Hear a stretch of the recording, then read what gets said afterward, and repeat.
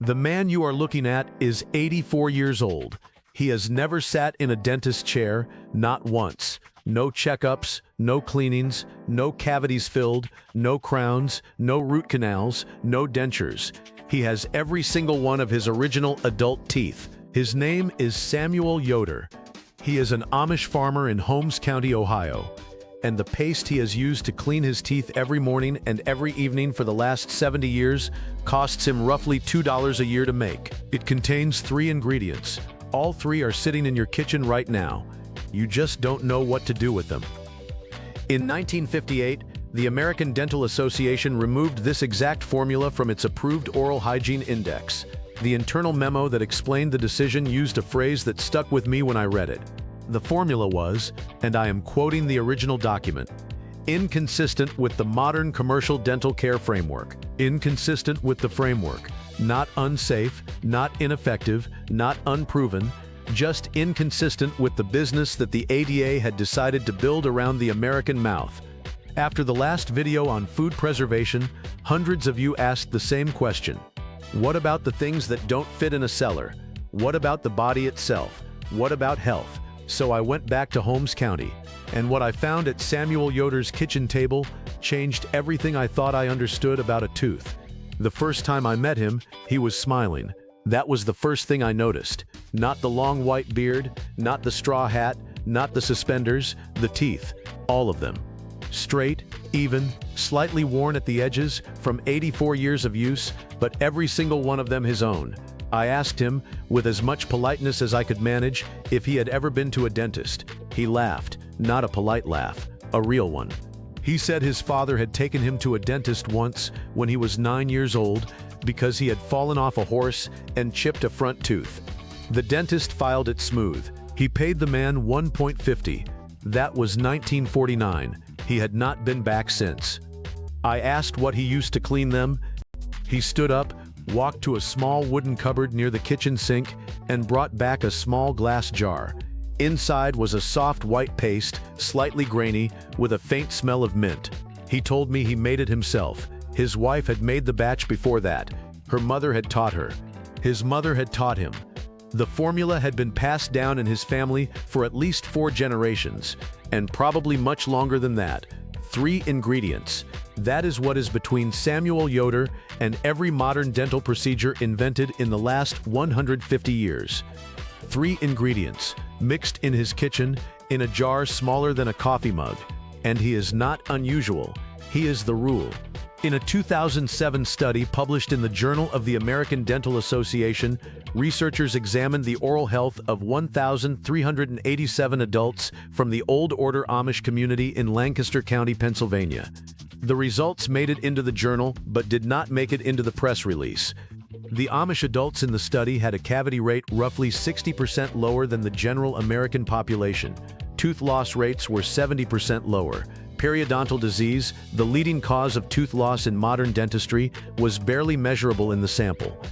And the average Amish adult over 65 retained 24 of their original 28 adult teeth. The average non-Amish American over 65 retained 6 teeth. That is the difference between a community that has never seen a hygienist and a community that has been told for 70 years that dental care is a moral obligation. 6 teeth. Here is what is actually happening inside your mouth right now. Your mouth is home to roughly 700 different species of bacteria. Most of them are harmless, a handful are not. The bacteria that cause cavities, the species Streptococcus mutans above all others, do one specific thing. They consume sugar and starch, and they excrete lactic acid as a waste product. That acid sits on the surface of your teeth, dissolving the enamel layer by layer, creating the microscopic holes that eventually become cavities. The fight in your mouth is not against bacteria. It is against acid. Modern toothpaste addresses this in 2 ways.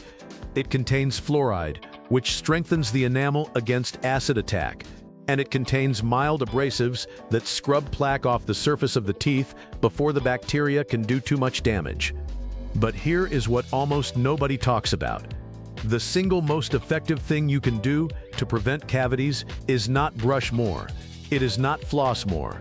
It is change the pH of your mouth. Cavity-causing bacteria thrive in acidic environments, anything below a pH of 5.5.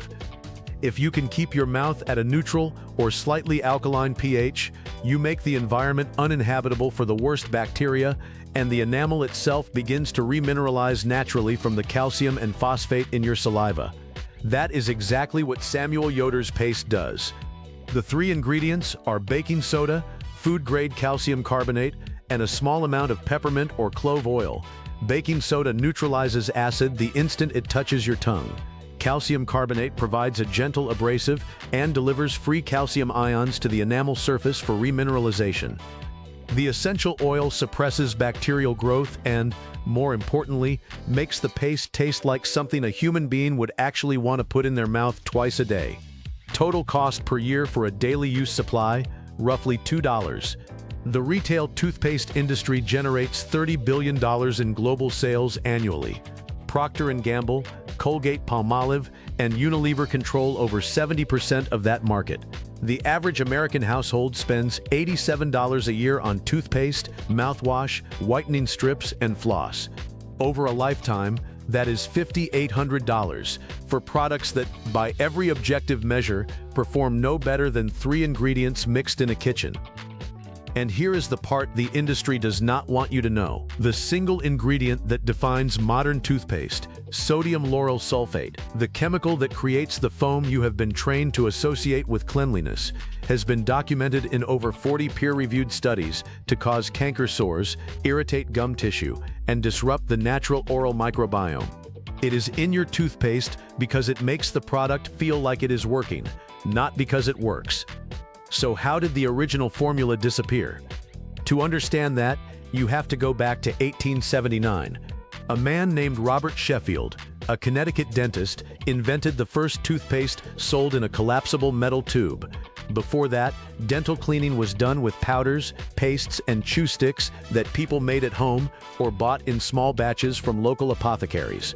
Sheffield's product was convenient, portable, and shelf-stable. It made commercial dentistry possible. By 1896, Colgate had adapted Sheffield's design and was selling Colgate Ribbon dental cream in the same metal tubes nationwide. By 1914, the company was spending the equivalent of $50 million in today's dollars on advertising. By 1937, the American Dental Association had formed an official partnership with several toothpaste manufacturers to promote scientific oral hygiene. In 1945, fluoride was first added to municipal water supplies in Grand Rapids, Michigan. By 1955, Procter & Gamble launched Crest, the first fluoride toothpaste. In 1960, the ADA officially endorsed Crest. That endorsement, the first ever issued by the ADA for a commercial product, doubled Crest's sales within 2 years. And in 1958, 2 years before that endorsement, the ADA quietly removed the homemade 3-ingredient formula from its list of approved oral hygiene products. The internal document, which I obtained through a researcher who maintains the ADA's pre-1970 archives, lists the formula under the heading Traditional and Folk Preparations. Next to each entry is a status column for homemade dentifrice, and I quote, "Removed from index. Inconsistent with modern commercial dental care framework. Recommend professional preparations only." That is the entire justification. One sentence, no safety data, no effectiveness comparison, no clinical trials, just removed. By 1965, every dental school in the United States had removed instruction on traditional dentifrice preparation from its curriculum. By 1980, every public health department had standardized its messaging around commercial toothpaste and professional cleaning. By 2000, an entire generation of Americans had been raised to believe that anything other than a tube of toothpaste from a drugstore shelf was either unsafe, ineffective, or both. The Amish never bought any of it. Before I show you the exact recipe, the proportions, the substitutions for different needs, and the variant for sensitive teeth, I want to point you somewhere. Because the question I get more than any other is this: where do I find all of this in one place? The water system, the food system, the dental system, the soap system, the household medicine system, every Amish method with exact recipes, exact materials, and exact steps for a person who lives in a modern home. I put it together. It is called the Kept Quiet Home System. The link is in the description, but stay here, because the recipe I am about to show you is the one Samuel Yoder's wife mixed for me at her kitchen table while we were talking, and it is the same recipe his mother used in 1923 and his grandmother used in 1891. 3 generations, 0 cavities. Total ingredient cost across all 3 lifetimes, roughly $400. Here is exactly how to make it. The base recipe makes about 8 ounces, enough for one adult for 6 to 8 weeks of twice daily use. You will need 4 tablespoons of food-grade baking soda, under $1 at any grocery store. 4 tablespoons of food-grade calcium carbonate powder, available at health food stores or online for $8 per pound, which is more than a year's supply. 1 tablespoon of unrefined coconut oil, slightly warmed so it is soft but not liquid. 10 to 15 drops of food-grade peppermint, clove, cinnamon, or wintergreen essential oil, your preference. In teaspoon of filtered water, added at the end to adjust texture. Combine the baking soda and calcium carbonate in a small glass bowl. Add the softened coconut oil and mix with a clean wooden or ceramic spoon. Never metal, as metal reacts with some of the trace minerals. Add the essential oil drop by drop, mixing as you go. Add water in small amounts until you reach a smooth paste consistency, somewhere between commercial toothpaste and thick yogurt. Transfer to a small glass jar with a lid. Store at room temperature. Use a small wooden spoon or your clean finger to apply to a soft bristled toothbrush. Brush for 2 minutes. Rinse. That is it. For people with sensitive teeth, reduce the baking soda by half and add an extra tablespoon of calcium carbonate. The paste becomes gentler while remaining effective. For people with gum inflammation, replace the peppermint oil with food-grade clove oil. Clove contains eugenol, a natural compound that has been used in dentistry since the 1800s for its anti-inflammatory and mild anesthetic properties. The ADA still approves clove oil for use in modern dental offices. They just stopped recommending it for home use. For children, use only 1 drop of essential oil per batch and make sure they are old enough to spit rather than swallow. The first time you use this, your mouth will feel different. Toothpaste foam is an illusion. This paste does not foam because sodium lauryl sulfate is not in it. Your teeth will feel cleaner than they ever have. That is not a marketing claim.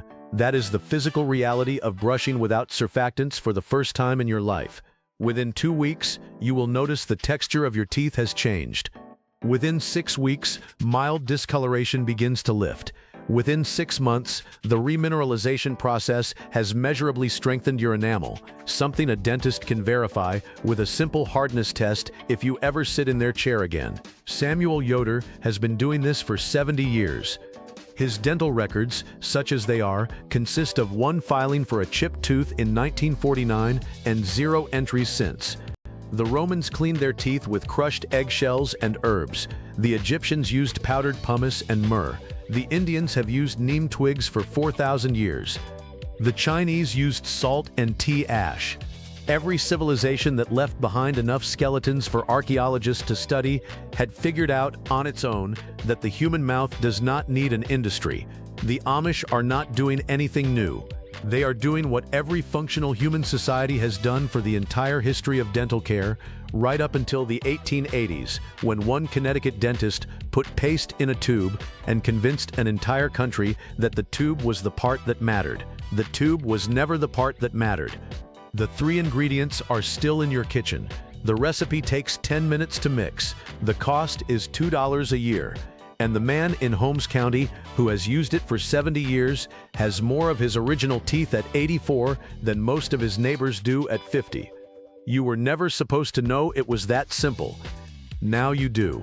Drop your state in the comments and tell me one thing. How much have you spent on dental care in the last 5 years?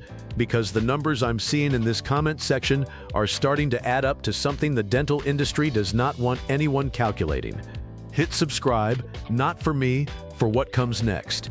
because next week I am going to show you the Amish soap system that has not been changed in 200 years, treats skin conditions modern dermatologists charge $400 to diagnose, and uses one ingredient that the FDA tried to ban in 2016. The knowledge was never lost.